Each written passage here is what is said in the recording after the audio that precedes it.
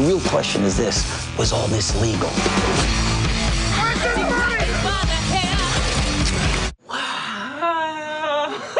Absolutely not. Make you want to see the movie? That trailer for The Wolf of Wall Street appeared in theaters months before the movie even opened. Trailers, or coming attractions, have been around for more than a century, of course, but can they really make the difference between a hit and a dud? Bill Neal is an editor at Buddha Jones, a Hollywood production company that specializes in movie trailers. He's with us, along with Matt Singer of the Dissolve.com, a movie website. Good morning to you both. Good morning. Good morning. Matt, let me start with you. How important actually is the trailer to the success of a film? It's hugely important. I mean, the old expression goes, you only get one chance to make a good first impression. And for a lot of movies, that trailer is that first impression. And a great one can make a movie, and a bad one can sink it. You know, some movies are defined by their trailers. Something like Cloverfield from a few years ago. Little movie, people didn't really know what it was, didn't have any name stars, but that trailer hooked people. It didn't even say the title of the movie, just the date it was opening. And it got people's attention, and the movie became a big hit. You know, Bill, speaking of trailers that hook people, you edited the trailer for The Wolf of Wall Street. What goes into that? I just think, how do you condense 90 minutes or more into 2.5 minutes? Well, it's really about what works for the story. You go through the feature. Usually we get the features really early in the process, and we watch them, and we try and get the essence of what the movie is, and distill it down to 2.5 minutes. Yeah, it can be pretty challenging sometimes.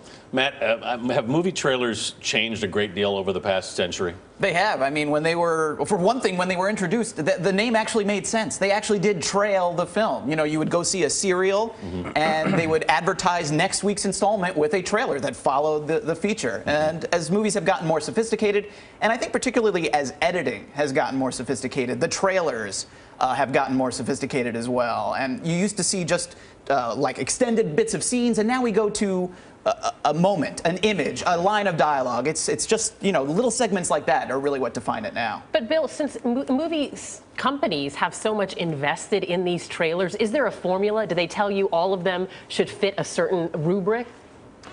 No, actually, one of the things we try to do is try to break the formula and try to make everything we work on feel fresh and new, because you don't want to see the same thing again and again. A lot of times market testing starts to make everything seem the same, but really our job is to make things feel different and fresh. So, I mean, again, like trailers from 7 years ago are a little bit different than they are now. They're always evolving because everybody's trying to change it up a little bit. Well, I have to say, in the theater a couple of weeks ago, I saw 3 consecutive trailers, and it felt like the same movie 3 times. Very loud, very fast, very noisy. One of the other complaints, Matt, that sometimes you get is that all the good jokes for comedy films are in the trailer, and then you go see the film and there's nothing else. Do you ever find that? Yeah, I don't know how often it happens, but it drives me crazy too. Well, I mean, for me, it's like the trailer should kind of be the question, and the movie should be the answer, and you go to see the movie to find out the answer. That's what should make you want to pay the money. When the trailer gives it all away, you go, well, what do I have to pay for? I already know, like,